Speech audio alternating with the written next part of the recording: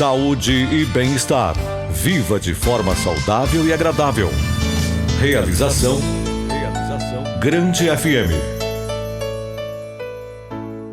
Nosso podcast Saúde e Bem-Estar de hoje irá falar sobre uma doença que mais mata em todo o mundo e muitas vezes convivemos com ela sem sequer termos consciência disso. Hoje vamos falar dos problemas que afetam o nosso coração.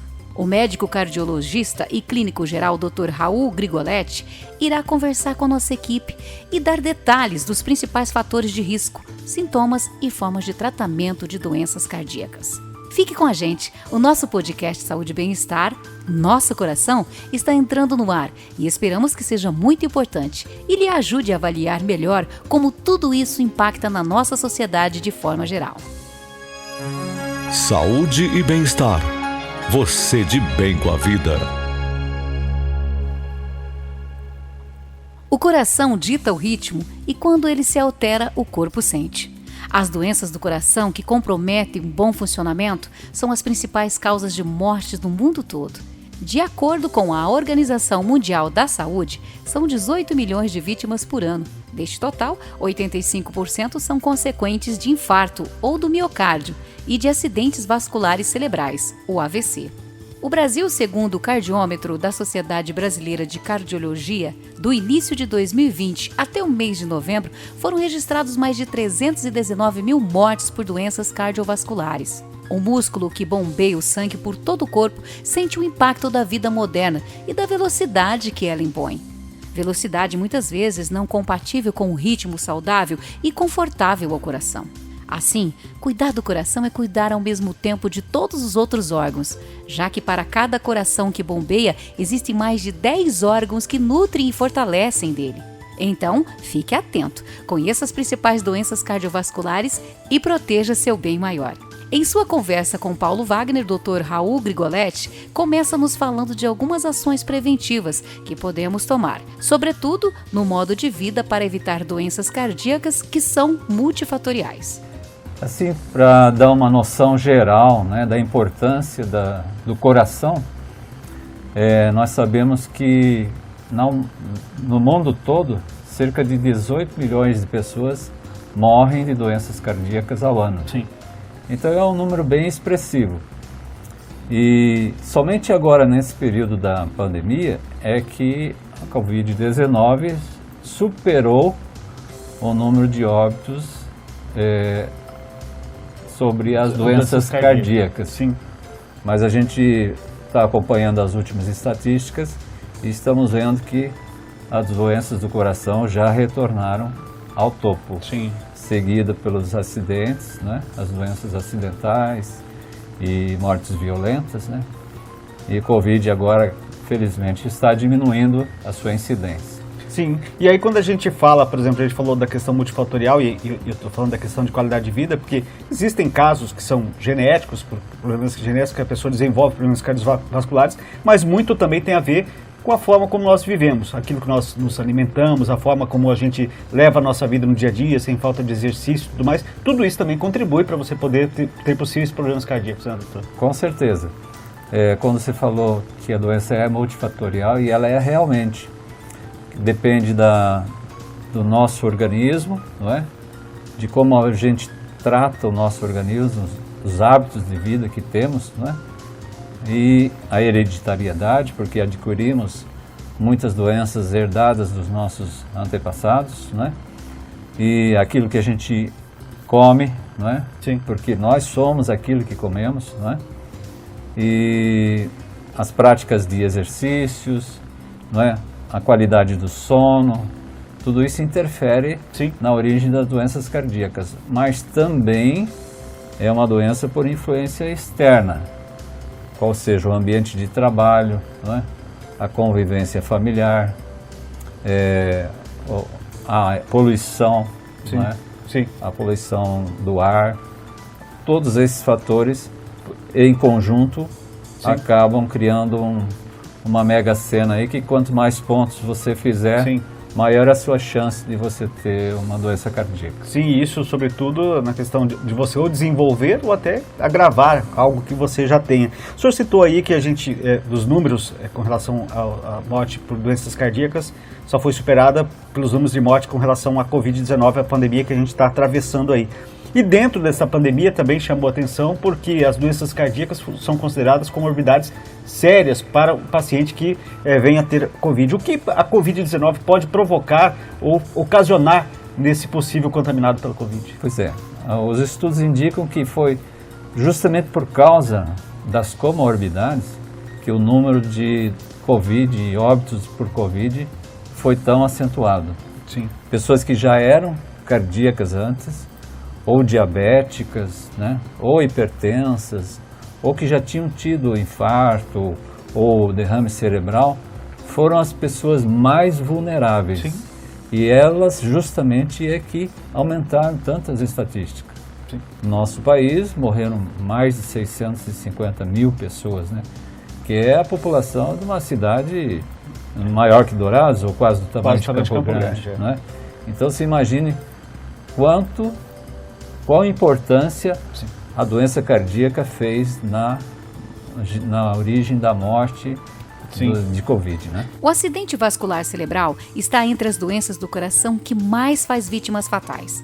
Ele acontece por conta do acúmulo de placas de gordura nos vasos sanguíneos cerebrais, que podem levar ao entupimento de um desses vasos. Os sintomas do AVC são geralmente tontura, dor de cabeça e paralisia de braço, perna e face. Dependendo do tamanho da lesão, o paciente pode ter também os processos neurológicos e a fala comprometidos. Em casos de AVC, o socorro imediato é fundamental para reduzir as sequelas e óbito. Algo muito recorrente nos últimos anos está no grande número de pessoas jovens apresentando problemas cardíacos graves, e o Dr. Raul fala sobre isso. Nós temos observado na sociedade um movimento muito grande assim em busca da perfeição do corpo, né? Sim. Então as pessoas vão a academias de ginástica, academias de musculação e fazem prática de Muay Thai, várias atividades.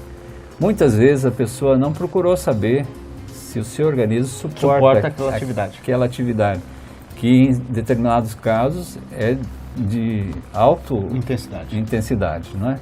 Por exemplo, fazer um sprint, né?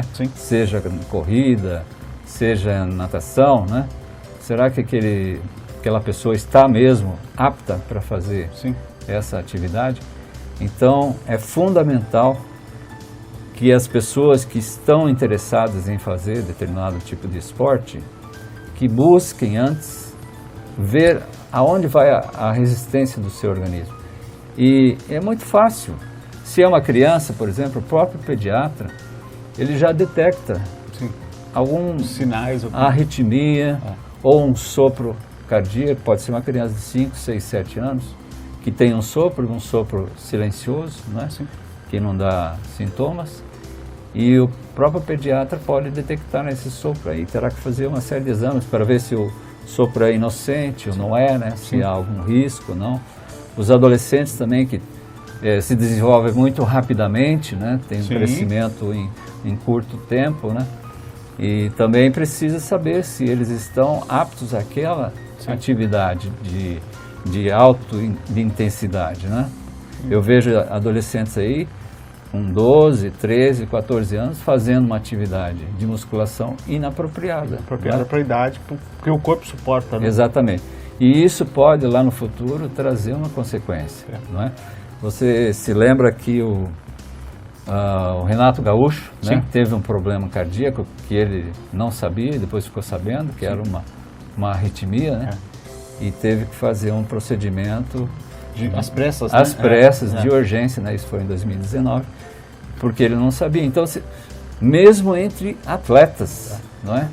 Existe problema cardíaco. Tem uma rotina, que tem um acompanhamento e aparece. Exatamente. E Renato Gaúcho é um cidadão de alto desempenho, né? Ele além dele ser técnico, ele também deve praticar. Sim, várias outras atividades. Depois parou do futebol, foi para o futebol, tem outras atividades, natação, ele faz também. O ritmo acelerado do coração, a arritmia, é marcado por sensação de batimentos acelerados. Além dessa sensação, a pessoa sente desconforto, mal-estar, fadiga, palpitações e pode até ter dificuldades para respirar. Em casos mais intensos, a pessoa pode perder a consciência. A arritmia é decorrente principalmente de condições genéticas, estresse, ansiedade e outras doenças do coração.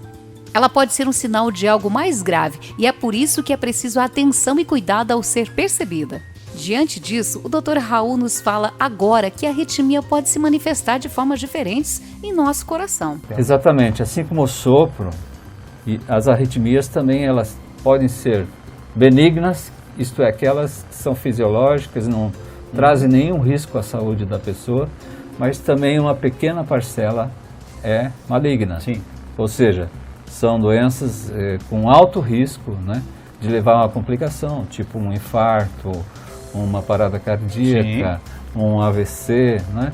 Então, você descobre isso simplesmente fazendo o exame mais básico da cardiologia, que é o eletrocardiograma, que é um exame assim de fácil acesso para qualquer pessoa. Sim. Através do eletro, você já tem uma pista, opa, aqui tem uma arritmia, ou aqui tem alguma doença que precisa ser pesquisada. É o fio da meada, né? Claro, e o eletrocardiograma é básico, é um exame baratíssimo, né? E oferecido também pela rede pública, por todos os planos de saúde. Então, por que não fazer? Né? Então, como prevenção, eu penso que pessoas com mais de 30 anos têm que ter feito pelo menos uma vez na vida um eletrocardiograma. Isso é fundamental. Eu me assusto quando eu vejo, às vezes, uma pessoa de mais idade já fez um eletro. Não, nunca fiz um eletro. Sim. Mas, meu Deus, nós estamos no século XXI. Né? Todo mundo sabe que hábitos saudáveis, como alimentação balanceada e prática regular de exercícios físicos, fazem bem não só para o coração, mas para a manutenção da saúde de uma forma geral. Porém, algumas doenças que acometem o órgão podem ser de origem hereditária. E é sobre isso que o Dr. Raul nos fala agora. Pelas leis da genética, como a gente herda características dos nossos pais, né? Sim. Como tipo físico, cor dos olhos, cor dos cabelos, né? Cor da pele, né? Nós herdamos também aqueles fatores de risco para doenças, né? Sim. E as doenças cardíacas são uma delas. Então, está provado que quanto mais jovem o seu pai adoeceu do coração, mais jovem você vai correr o risco. Sim. Então, mais jovem você tem que se prevenir. Se o seu pai infartou com 40 anos, embora lá naquela época o acesso à saúde fosse menor, ou quem sabe ele tivesse algum hábito de tabagismo, por exemplo. Que acelerou esse processo? Exatamente, mas mesmo assim, se ele infartou com 40 anos, você tem uma chance de antes dos 40 anos infartar também, a não ser que você tome medidas preventivas. É isso que eu ia dizer, você não precisa esperar você ter algum sintoma, algum problema, não. Você tem que fazer isso rotineiramente dentro dos seus exames. Exatamente, com certeza. E é tão fácil fazer um exame preventivo, fazer um check-up. Um check-up, né? Os planos de saúde todos são abertos aí. Isso, geralmente, essa pessoa que tem essa questão de genética, talvez o período seja menor. Mas o cidadão comum, esse exame, esse check-up, uma vez por ano é suficiente, né, doutor? Sim, sim. Os exames de sangue a gente aconselha que faça a cada 6 meses, porque é um período assim que você detecta uma alta do colesterol ou da glicose, né? A pessoa que tem uma pré-diabetes, por exemplo. Que são fatores. São fatores que causam doenças cardíacas, né? Então, a cada 6 meses fazer exames de sangue, que também são fáceis, né? Um posto de saúde, uma unidade básica. Só você faz vários exames. Sim, e não dói nada. Uma unidade básica de saúde faz isso com facilidade, né? Mas também outros exames, uma radiografia do pulmão, não é? O próprio eletrocardiograma, são exames fáceis, né? De fácil acesso. E podem ser feitos também a cada 6 meses. Não há nenhum impedimento que um jovem de 20 anos, 25 anos, procure um seu clínico geral e, doutor, eu quero fazer um check-up. O check-up. Ele vai dizer lá, você precisa deste exame, deste exame. Exatamente. E fazer essa avaliação completa, né? Exatamente. Assim como os sintomas e as causas, a prevenção das doenças cardiovasculares também encontra caminhos semelhantes. O cuidado com o coração está baseado na adoção de um modo de vida saudável, que inclui melhores hábitos alimentares, atividades físicas e bem-estar emocional. Diante de tudo que foi abordado, o Dr. Raul Grigoletti afirma que sim, é possível ter qualidade de vida, mesmo passando por problemas cardíacos, e destaca também o avanço da medicina no sentido de procedimentos cada vez menos invasivos para tratamento de problemas em nosso coração. Sim, pode. Mas antes de eu responder bem essa questão, eu queria te dizer assim que a medicina está evoluindo muito, mas muito mesmo, a passos largos, com medidas não cirúrgicas. Sim.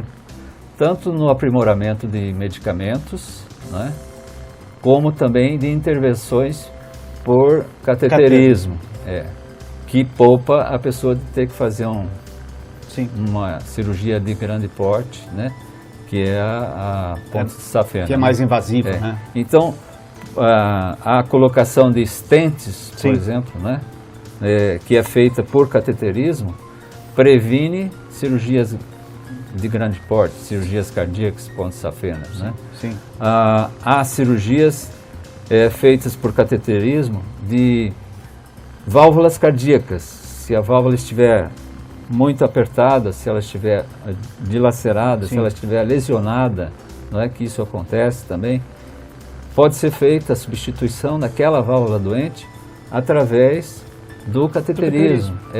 Então, as cirurgias cardíacas, elas estão sendo destinadas só para aqueles casos muito graves mesmo, que a pessoa não tem condições de fazer o procedimento pelo cateterismo. Por várias razões. Mesmo, e se precisar passar por tudo isso, mesmo assim depois ele pode continuar levando uma vida com qualidade. Né? Vai ter de mudar, né, doutor? A rotina não dá para dizer mais que vai praticar as mesmas atividades, tudo vai ter que ser modificado, mas dá para levar uma vida com saudável. Se o problema estava numa artéria só, numa coronária só, Sim. resolvendo aquele problema, ele volta a ser um cidadão normal. Olha só. Né? Pode correr, pode praticar atividade esportiva, pode andar de bicicleta. Sim. Ele volta a ser normal, porque aquele problema era único. Agora, se são 2 ou são 3 coronárias que entupiram, aí quanto maior a chance da cirurgia e assim a prevenção de outros eventos posteriormente vai ter que ser mais rigorosa. Né? Mas existe dentro da fisioterapia uma especialidade que é a reabilitação cardíaca. A pessoa faz a cirurgia e depois vai para a fisioterapia. Que é para ir fortalecendo Exatamente. novamente. Vai educar essa pessoa como ter uma vida com qualidade, mesmo tendo feito uma cirurgia de grande porte. Saúde e bem-estar. Seu jeito de viver bem. Existem algumas ações que podem fazer parte desse momento, buscando prevenir e conviver com problemas em nosso coração de uma forma tranquila e sob controle. Buscar por uma alimentação rica em frutas, verduras e legumes. Praticar atividades físicas regulares. Abandonar o sedentarismo. Fazer exercícios de relaxamento e meditação. Realizar um check-up e exames de rotina. Evitar o tabagismo e consumo excessivo de álcool. As mudanças na forma de vida podem ser contabilizadas e a balança é positiva para o coração. Este foi o podcast Saúde e Bem-Estar de hoje, disponível no grandefm.com.br ou na sua plataforma de áudio preferida. Siga nosso podcast nas redes sociais, assine o nosso podcast, se inscreva em nossos canais e favorite o nosso conteúdo. Assim, você será notificado toda vez que tivermos novidades. Esperamos que você tenha gostado do nosso conteúdo de hoje e em breve novos episódios estarão à sua disposição. Você conferiu Saúde e Bem-Estar. Seu corpo e sua mente muito mais saudáveis. Uma realização da Grande FM.